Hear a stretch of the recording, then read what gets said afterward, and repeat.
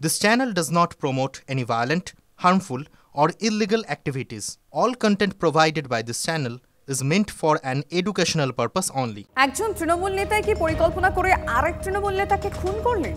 এটা শাসক দলের কাছে কতটা মাথা ব্যথা। দেখুন, জেলায় জেলায় তৃণমূলের কোন্দল, আর কেষ্ট বনাম কাজল, আরাবুল বনাম শওকত, এই লড়াই কিন্তু কিছুতেই থামছে না।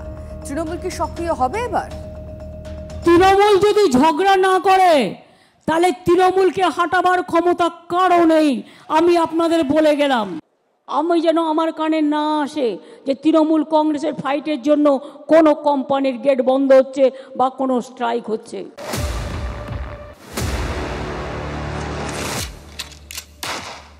দলনেত্রী বারবার নিষেধ করেছেন, তারপরও তৃণমূলে ঝগড়া শেষ নেই। জেলায় জেলায় দ্বন্দ্ব, রক্তক্ষয়ী কোন্দল, যা দেখিয়ে নিয়মিত রাজ্যের শাসক দলকে বিচ্ছেন বিরোধীরা।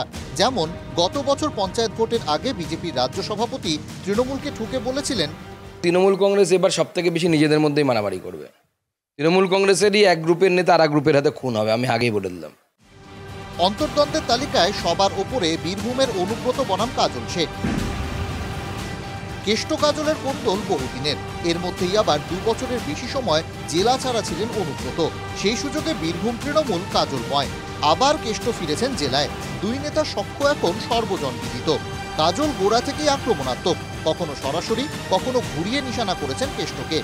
কোর কমিটি যে সিদ্ধান্ত নেবে সেই সিদ্ধান্তটাই চূড়ান্ত হবে। এককভাবে একনায়কতান্ত্রিকভাবে কোনো সিদ্ধান্তই কার্যকরী হবে না।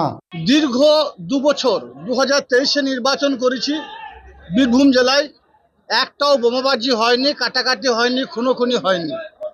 2024-এ নির্বাচন করেছি বীরভূম জেলায়, একটাও বোমাবাজি হয়নি। কি এমন ঘটনা ঘটলো যে এখন হঠাৎ বোমাবাজি হচ্ছে, বিভিন্ন দিকে বোমা ধরা পড়ছে, কোথাও গুলিবাজি হচ্ছে। কেষ্টকে অবশ্য সরাসরি আক্রমণ করতে দেখা যায়নি। আমি নেতা নই, আমার নেত্রী মমতা ব্যানার্জি। কোনো হানাহানি করবেন না, কোনো ঝগড়াঝাটি করবেন না, সবাইকে নিয়ে চলুন। অনুব্রত কি আড়াল থেকে খেলছেন? বীরভূমে জোর জল্পনা। যেমন শিউরি উৎসবে নাম নেই কাজল শেখের। অনুব্রত মণ্ডল, শতাব্দী রায়, বিকাশ রায়চৌধুরী তালিকায় সবাই রয়েছেন, নেই শুধু জেলা সভাধিপতির নাম। তারা যাকে পছন্দ, যাকে ভালো বুঝবে, যাকে ভালো মনে করবে তাকে আমন্ত্রণ জানাবে। সর্বত কাকে আমন্ত্রণ জানানো হয়েছে, কাকে জানানো হয়নি সে বিষয়ে আমার কাছে কোনো খবর নেই, কোনো রিপোর্ট নেই। এ বিষয়ে নিয়ে কোনো মন্তব্য করতে চাই না।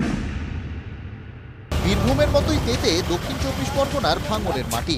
ক্যানিং পূর্বের বিধায়ক শওকত মোল্লার দাপটে অনেকটাই কোণঠাসা আরাবুল ইসলাম। অনুব্রতর মতো আরাবুলেরও জেল থাকায় এলাকায় ছিলেন না বেশ কয়েক মাস। সেই সুযোগে ভাঙড় তৃণমূল শওকতময়। দিন কয়েক আগে আরাবুলের গাড়ি ভাঙচুর হয়। সরাসরি শওকতের দিকে আঙুল তোলেন ভাঙড়ের তাজা নেতা। অভিযোগে অভিযোগে চরমে ওঠে পারদ।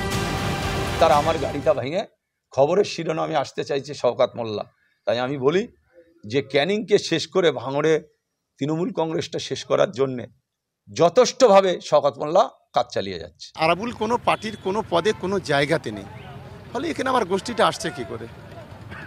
এখানে 2024-এ তৃণমূল কংগ্রেসের কর্মীরা ঐক্যবদ্ধ লড়াই করেছে, তারাই গোটা ভাঙড় জুড়ে কাজ করছে। হুই শওকত মোল্লা হয়, শওকত মোল্লার কী আছে, অবজারভারের কী আছে? আমি কনভেনার আছি এখনো পার্টির, আমি পঞ্চায়েত সমিতির সভাপতি আছি। কে শওকত মোল্লা? মালদার কোন্দল দেখে কি তৃণমূল সতর্ক হবে আদৌ? আবার শান্তির জল ছেটাবেন কি দলনেত্রী? Bureau report, TV9 Bangla. গোষ্ঠীদ্বন্দ্বের কি ভয়ঙ্কর পরিণাম হতে পারে তা তো মালদা দেখেই বোঝা যাচ্ছে। আর এক নেতার খুনে গ্রেফতার হলেন আর এক নেতা, আর তারপরও কি রোখা যাচ্ছে তৃণমূলের কাজিয়া? বীরভূমে অনুব্রত কাজলের ফাইট চলছেই। হুগলির খানাকুলে শাসকের গোষ্ঠীদ্বন্দ্বে অচল পঞ্চায়েত সমিতির কাজকর্ম। অনুব্রত কাজলের ঠান্ডা লড়াই নতুন নয়। দলের শীর্ষ নেতৃত্ব অনেক চেষ্টা করেছেন দুজনের কাজিয়া মেটানোর, কিন্তু নিট ফল শূন্য। বীরভূমে তৃণমূলের গোষ্ঠীদ্বন্দ্ব থামার কোনো লক্ষণই নেই। এবার শিউরি উৎসবের নাম নেই তৃণমূল নেতা কাজল শেখের, সেখানে জলজল করছে অনুব্রতর নাম। আমন্ত্রণ পেয়েছেন শতাব্দী রায়, বিকাশ রায়চৌধুরী, আমন্ত্রিত প্রশাসনিক আধিকারিকরাও। সেখানে জেলা পরিষদের সভাধিপতি, তৃণমূল কোর কমিটির সদস্য কাজল শেখের নাম কেন বাদ দিল আয়োজক শিউরি পুরসভা? এ নিয়ে জেলা তৃণমূলের সভায় স্পিকটি নট। কাজল শেখ TV9 বাংলাকে জানান, পৌরসভা পক্ষ থেকে আমি কি বলছি, তারা যাকে পছন্দ, যাকে ভালো বুঝবে, যাকে ভালো মনে করবে তাকেই আমন্ত্রণ জানাবে। সর্বত কাকে আমন্ত্রণ জানানো হয়েছে, কাকে জানানো হয়নি সে বিষয়ে আমার কাছে কোনো খবর নেই, কোনো রিপোর্ট নেই। এ বিষয়ে নিয়ে কোনো মন্তব্য করতে চাই না। বীরভূমে তৃণমূলের এই দলাদলি আজ থেকে না, বরাবরই আছে, এবং এই দলাদলির জেলে খুনোখুনির জেলে আইন শৃঙ্খলার পরিস্থিতির অবনতি হয়। পরিণাম যেটা হয়, ভুগতে হয় সাধারণ মানুষকে। এই কাজল শেখকে দিয়েই যখন অনুব্রতবাবু জেলের মধ্যে ছিল তখন কাজ উতরেছে। এটা হচ্ছে ব্যাপার, যখন এই তৃণমূল কংগ্রেস যখন যার প্রয়োজন হয় তাকে দিয়ে কাজ উতরে নেয়, তারপরেই তার ডানা ছেড়ে দেয়। হুগলির খানাকুলেও একই ছবি। শাসকের গোষ্ঠীদ্বন্দ্বে অচল খানাকুল 1 নম্বর পঞ্চায়েত সমিতির কাজকর্ম। দলীয় কর্মাধ্যক্ষের বিরুদ্ধেই অনাস্থা আনছে তৃণমূল। কর্মাধ্যক্ষের অনাস্থা সম্পর্কিত চিঠি বাড়ি পৌঁছে দিচ্ছে পুলিশই। সূত্রের খবর, পঞ্চায়েত সমিতিকে কেন্দ্র করে তৃণমূল ব্লক সভাপতি দীপেন মাইতির সঙ্গে পূর্ত কর্মাধ্যক্ষ নৈমুল হকের ঠান্ডা লড়াই চলছে। পঞ্চায়েত সমিতির সভাপতি তৃণমূল ব্লক সভাপতি ঘনিষ্ঠ। এই ডামাডোলের জেরে বোর্ড গঠনের পরেও স্থায়ী কমিটির মিটিং বা বর্ধিত মিটিং ডাকা হয়নি। বৃহস্পতিবার আরামবাগ মহকুমা শাসকের কার্যালয়ে পূর্ত, স্বাস্থ্য, শিক্ষা ও বিদ্যুৎ দফতরের কর্মাধ্যক্ষের বিরুদ্ধে অনাস্থা আনা হয়েছে। তাদের হাজির থাকার নোটিশ দেওয়া হয়েছে। ব্লকের সভাপতি দীপেন মাইতি তার ক্ষমতার অপব্যবহার করে দলের যে সিস্টেম, দলের ইনস্ট্রাকশন গাইডলাইন না মেনেই জোরপূর্বক কর্মাধ্যক্ষ অপসারণ করতে চাইছে। এ নিয়ে জেলা নেতৃত্ব মুখ খুলতে নারাজ। Bureau report, TV9 Bangla.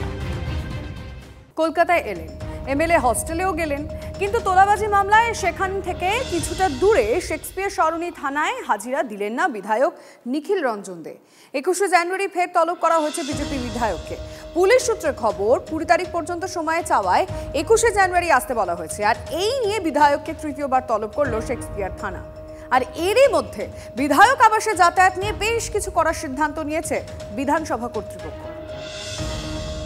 আমাকে যখন নোটিশ পাঠানো হয়েছিল, আমি তখনই ইনভেস্টিগেশন যে অফিসার তাকে আমি জানিয়েছিলাম যে আমি 7 তারিখের পরে যেতে পারবো। গতকালকে রাত্রিবেলা যখন আমি ট্রেনে আসছিলাম তখন ওনার সাথে আমার কথা হয়েছে যে আমি আজকে 2টোর পরে ওখানে গিয়ে থানায় দেখা করবো এবং কথা বলবো। সকালে বললেন শেক্সপিয়ার সরণি থানায় হাজিরা দেবেন। বেলা গড়ালেও থানামুখো হতে দেখা গেল না কোচবিহার দক্ষিণের বিজেপি বিধায়ক নিখিল রঞ্জন দেকে। অভিষেক বন্দ্যোপাধ্যায়ের নাম করে তোলাবাজির অভিযোগে সম্প্রতি এমএলএ হোস্টেল থেকে 3 জনকে গ্রেপ্তার করে শেক্সপিয়ার থানার পুলিশ। পুলিশ সূত্রে খবর, ধৃতরা যে ঘরে ছিলেন তা বিজেপি বিধায়কের নামে বুক করা। সেই কারণেই উত্তরবঙ্গের ওই বিজেপি বিধায়ককে তলব করে পুলিশ। প্রথমবার সময় চাওয়ার পর এদিন দ্বিতীয়বার তাকে ডাকা হয়। বিরোধী দলনেতা শুভেন্দু অধিকারীর পরামর্শে থানায় যাওয়ার কথা বলেন বিজেপি বিধায়ক, কিন্তু তারপরও পিছু হটলেন। সূত্রের খবর, ফের সময় চেয়েছেন নিখিল রঞ্জন। আর জ্ঞান তো এরকম মনে পড়ে না কাউকে আমি দিয়েছি বলে। দ্বিতীয় বিষয় হচ্ছে যে আমরা এমএলএ হোস্টেলের যে আমার রুমের চাবি, সেটা আমার এখানেই রিসেপশনেই থাকে। আর আমাদের ঘরের মধ্যে এরকম প্যাড ফ্যাড অনেক পড়েই থাকে, শৈশাবুত করা প্যাড। বিভিন্ন সময় বিভিন্ন কাজে বিভিন্ন লোক আসে তাদের দরকারে। কার কাছ থেকে কোথায় কিভাবে হয়েছে সেটা আমার পক্ষে বলা সম্ভব নয়। এই প্রেক্ষাপটে বিধায়ক আবাসে ঢোকা নিয়ে শুরু হয়েছে কড়াকড়ি। বিধানসভার নির্দেশিকায় বলা হয়েছে অপরিচিত কাউকে ঢুকতে দেওয়া হবে না এমএলএ হোস্টেলে। আবাসে থাকার শর্ত পূরণ করলে তবেই আবেদনপত্রে সবুজ সংকেত দেওয়া হবে। বিধায়কের সম্মতিপত্র, তার সঙ্গে টেলিফোনে হোস্টেল সুপার বা ডেপুটি সুপারের সঙ্গে বিধায়কের কথোপকথনের পরেই থাকতে পারবেন কোনো ব্যক্তি। বিধানসভা থেকে ছাড়পত্র দেওয়া হলোগ্রাম গাড়ি ঢুকতে পারবে বিধায়ক আবাসে। কোনো সাক্ষাৎ প্রার্থীকে বিধায়ক আবাসের ভিতরে ঢুকতে দেওয়া হবে না।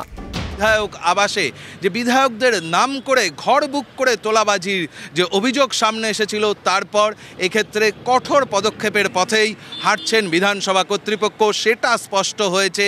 এবং তার সঙ্গে বিধায়করাও মনে করছেন যে যখন তখন যে কোনো ব্যক্তি প্রবেশ করলে তাদের নিরাপত্তাও কোথাও বিঘ্নিত হচ্ছে। সুশোভন ভট্টাচার্য ও প্রদীপ্তকান্তি ঘোষের রিপোর্ট, TV9 বাংলা।